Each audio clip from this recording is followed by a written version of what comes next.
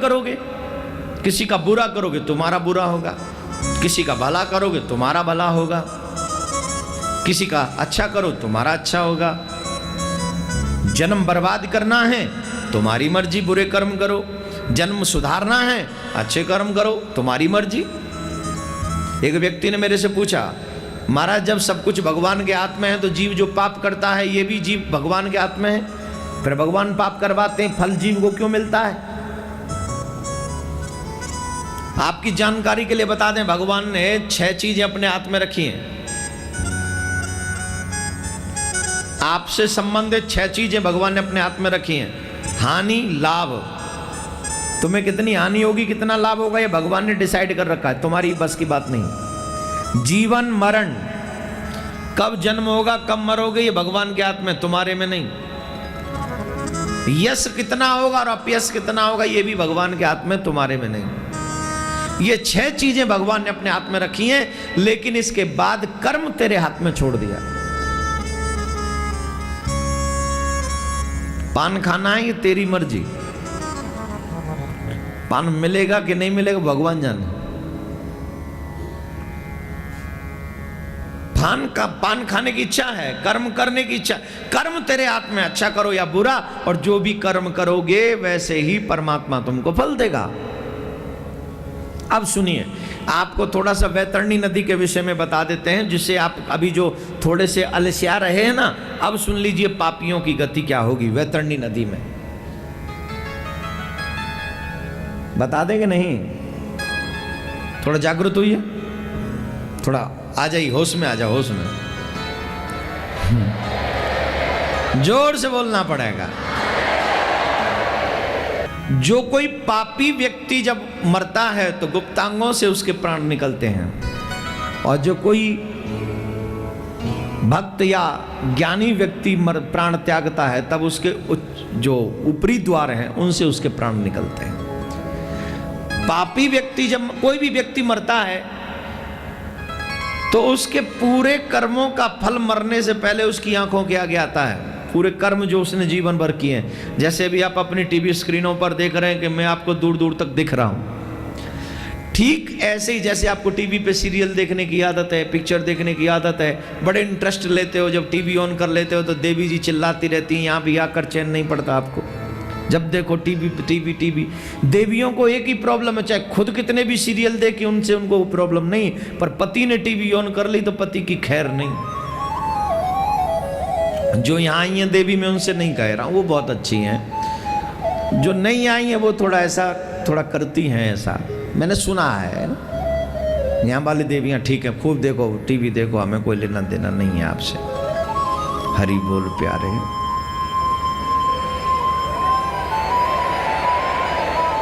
कौन कौन देवी सीरियल देखती है?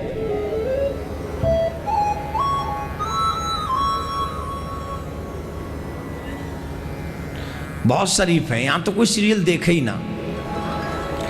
एक तरफ कथा सुनती हैं, एक तरफ सीरियल देखती हैं, और फिर कहती हैं क्या करें महाराज जी, भजन में मन नहीं लगता। क्या कहती हैं? भजन में।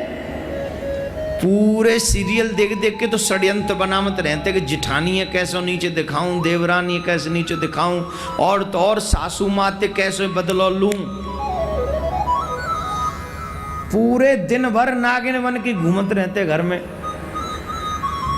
जो यहाँ ही मैं उनसे नहीं कह रहा हूं, घर घर में नागिन घूम रही है महाराज। मैं देवियों की नहीं कह रहा हूं, मैं सीरियल की कह रहा हूं। एक सीरियल आता है उसका नाम ही नागिन है। टीवी पे ऐड देखा था मैं न्यूज सुनता रहता हूं कभी कभी, उसमें नागिन, यहाँ मत बजा दियो, गलती मत कर दियो यहाँ, और बजावे तो 17 को बजाइयो। तेरी सौगंध भैया यहाँ बड़ा चकाचक है, राधे राधे बोलना पड़ेगा। नाम ही ले दिया, यही बहुत है हमने। तो महाराज अब ये स्थिति, एक तरफ तो भगवान को पाने की इच्छा, उसके लिए हम कथा सुनते हैं, दूसरी तरफ हम सीरियल भी देखते हैं, तो दो नाव में हमारे पैर हैं। अब बताइए पार कैसे होंगे?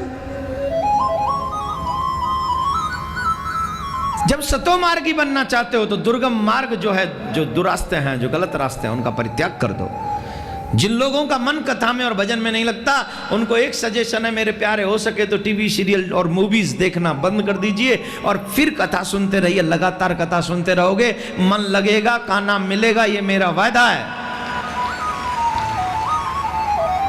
बोले महाराज हम लेफ्ट आए से तो सीरियल देख लेते हैं, राइट से आपकी कथा टीवी पे देख लेते हैं। ऐसे भगवान, ऐसे मिलेगा भगवान? बोलो ऐसा नहीं। अच्छाई बुराई साथ लेके नहीं, अच्छाई को जब अपनाने लगो तो धीरे धीरे बुराई का परित्याग करते जाओ। बुराई का परित्याग करो प्यारे, धीरे धीरे। तो कौन कौन आज के बाद सीरियल नहीं देखेंगे, प्रण करते हैं? बोलिए कथा पंडाल में। एक बहुत बड़े शौक का जो कि दुर्व्यसन है, उसका परित्याग करिए। कौन कौन करता है प्रण?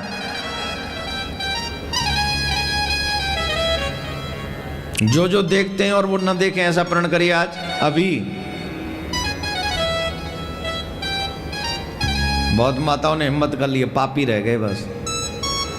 छोड़िए, जो अच्छी बात है वो स्वीकार कर ले। अब जब व्यक्ति मरता है, पापी व्यक्ति जब मरता है तो उसके सामने यमराज के दूत उसे नजर आते हैं, और धर्मात्मा व्यक्ति जब मरता है उसे भगवान के दूत नजर आते हैं। पापी व्यक्ति को बंधक बनाकर लेके जाया जाता है और भगवान के भक्त को अतिथि बनाकर अपने साथ ले जाया जा सकता है, ऐसा मैं कह सकता हूं, अतिथि बनाकर।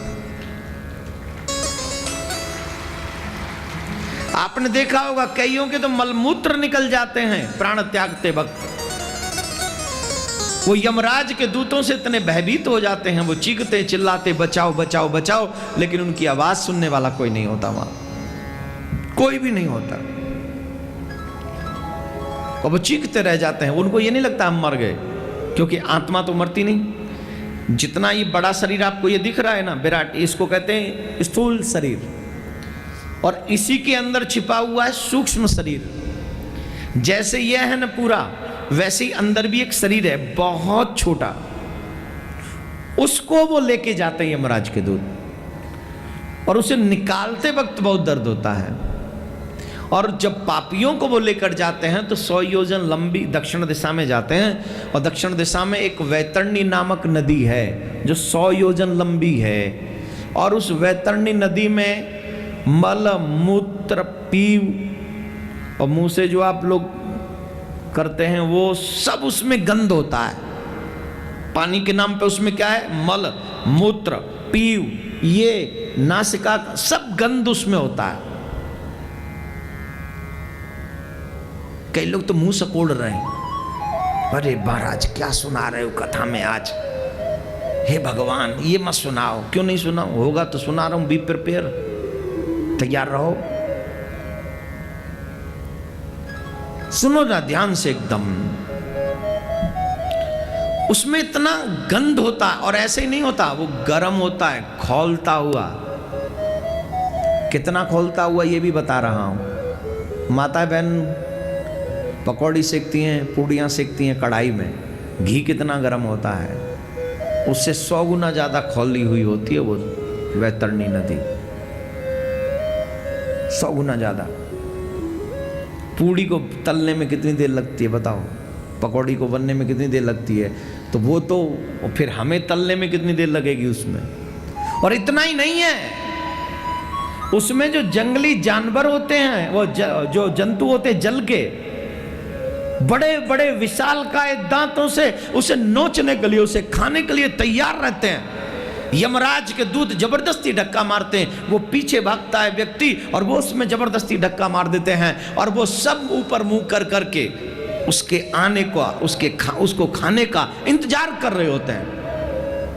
वो चीखता है चिल्लाता है मुझे मत डालो मुझे मत डालो, लेकिन तब नहीं रोका जा। क्यों? क्योंकि तेरे कर्मों का उस वैतरणी के बाद ही हम लोगों को यमपुरी जाना होता है।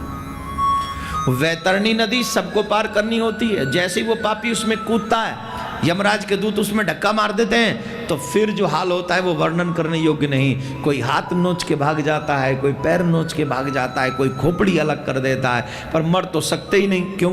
जो मरना था शरीर वो तो मर ही गया। अब तो सिर्फ कष्ट फल भोगने के लिए एक सूक्ष्म शरीर है, उसमें सिर्फ कष्ट भोगा जाता है। लेकिन जो सत्कर्मी होते हैं उनके लिए ये वैतरणी कैसी हो जाती है जानते हो? नहीं पता। उनके लिए ये वैतरणी नदी ऐसी हो जाती है जैसे गंगा जी का ठंडा जल, जैसे जमुना जी का ठंडा शीतल जल। कोई ज्यादा हिलोर नहीं, कोई जीव नहीं, शांत एकदम। कई भगवान के दूत ही उनको पार करने में उनकी मदद कर देते हैं। ऐसे हो जाते हैं ये। बोलो राधे राधे। जोर से बोलना पड़ेगा और जोर से बोलना।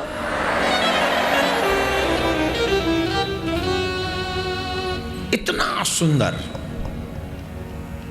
और इतना भयंकर वैतरणी का प्रसंग है। अगर आप चाहते हो कि आप एक पंडित जी की बात याद आ रही है। एक पिताजी, एक व्यक्ति के पिताजी बहुत वृद्ध थे, बहुत बीमार थे, एजेड भी थे, मृत्यु हो नहीं रही थी। तो पुत्र गया पंडित जी के पास, पंडित जी मेरे पिताजी बड़ा कष्ट पा रहे हैं, कोई उपाय बता दो जिससे मेरे पिताजी का कल्याण हो जाए, मुक्ति हो जाए, कष्ट से मुक्ति हो जाए, बहुत कष्ट पा रहे हैं। तो पंडित जी ने कहा एक काम कर, अपने पिताजी के हाथ से सोने की गाय दान दिलवा दे। सोने की गाय? बेटा बोला इम्पॉसिबल। क्यों? बोले उन्होंने चवन्नी दान नहीं करी, सोने की गाय करेंगे। अरे बोले कल्याण करवाना है तो करना पड़ेगा। बोले ठीक है पिताजी से पूछता हूँ। और पिताजी से पूछता हूँ तो पिताजी ने कह दिया बावरा हो गया है क्या? कंजूस थे पिताजी तो भयंकर। कई लोग बड़े ही कंजूस होते हैं साहब, छोटे मोटे कंजूस नहीं होते, वो हाई लेवल के कंजूस होते हैं। वो कुछ भी कर लेंगे लेकिन पैसा खर्च नहीं करें। कुछ भी कर लें पर पैसा खर्च नहीं होना चाहिए।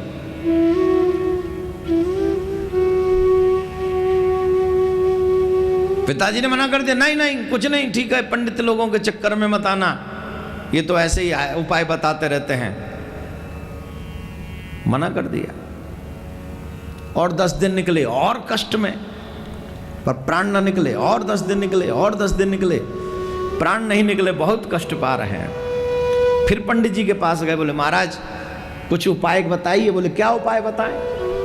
तुमको बताया था तुमने किया नहीं। अरे बोले महाराज पिताजी सोने की गौदान नहीं करेंगे।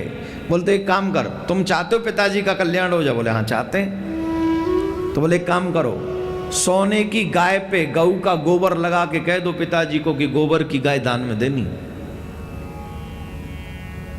पिताजी से जाके कहा कि गोबर की गाय भी दान देंगे पिताजी तो भी कल्याण हो जाएगा। बोले हाँ देख आ गए ना पंडित जी, सही बात, गोबर की करनी है तो दे दे। और दे दिया। और जब गौ दान दे रहे थे तो पंडित जी ने कहा था एक बात, जैसी गाय यहां दे रहे हो वैसी वैतरणी नदी पर तुमको गाय मिलेगी, उसकी पूंछ पकड़ लेना, वो तुम्हें पार कर देगी। बोले ठीक है।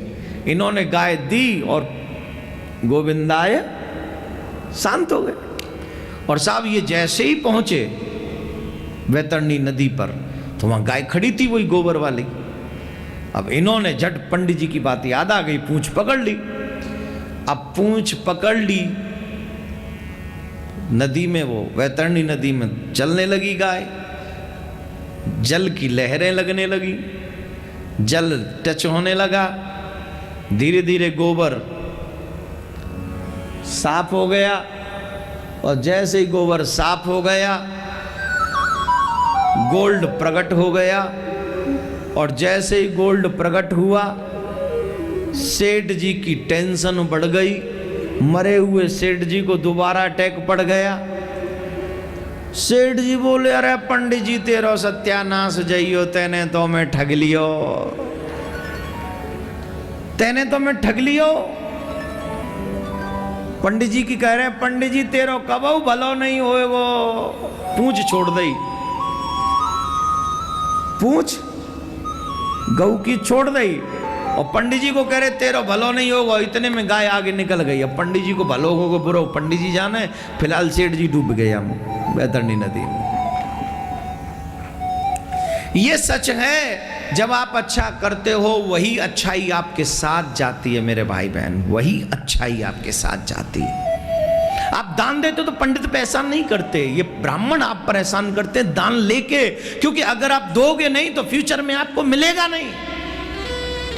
आपने एहसान नहीं किया, इन्होंने एहसान किया। और इस दान को लेने के बाद भजन करना पड़ता है इसको पचाने के लिए, न जाने किस किस का कैसा कैसा है। आसान थोड़ी, आजकल तो सब दुकान खोल के बैठे हैं मांगने की, दान की। एक अलग बात है, दान लेने का अधिकार ब्राह्मण को ही है या एक बहुत मजबूर व्यक्ति को है। आजकल तो सब कोई समाज के नाम पे मांग लेता है, कोई किसी नाम पे, तो मेरा मतलब वो नहीं है, जो कर रहे हो करो, लेकिन दान लेने का अधिकार सिर्फ ब्राह्मण को है, वो भी पूजा पाठी ब्राह्मण को, जो पूजा पाठ करते हो उनको है।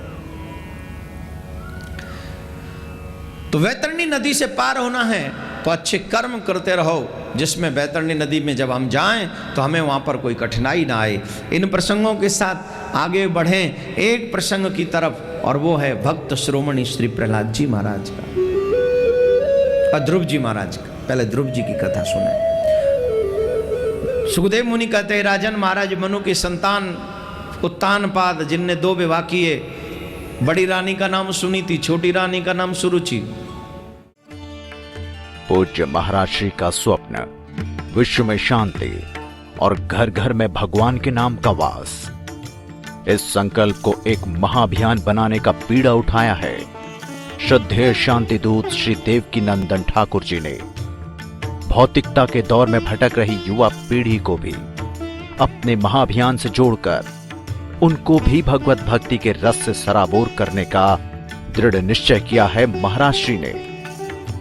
साथ ही विश्व शांति सेवा चैरिटेबल ट्रस्ट महाराज श्री की अध्यक्षता में अंतर्राष्ट्रीय स्तर पर भगवत भक्ति के प्रचार के साथ मानवता की सेवा के लिए भी प्रतिबद्ध है।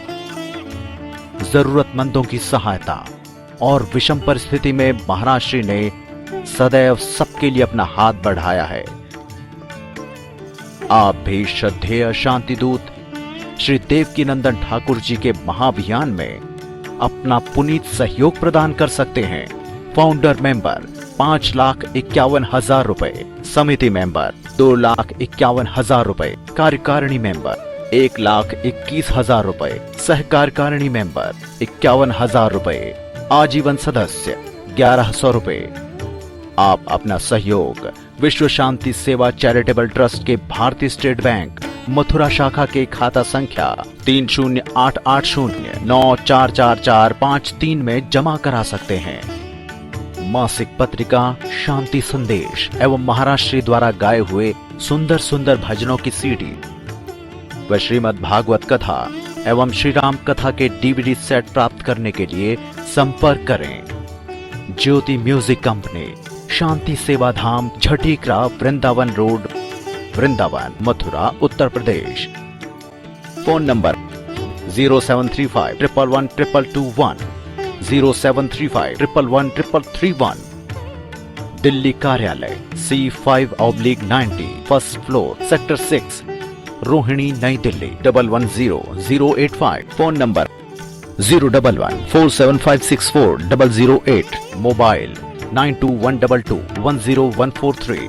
Website www.vssct.com, www.shantisevadham.in। Email info@vssct.com। Twitter DN/Thakur/G। Facebook Devki Nandan Thakur ji VSSCT।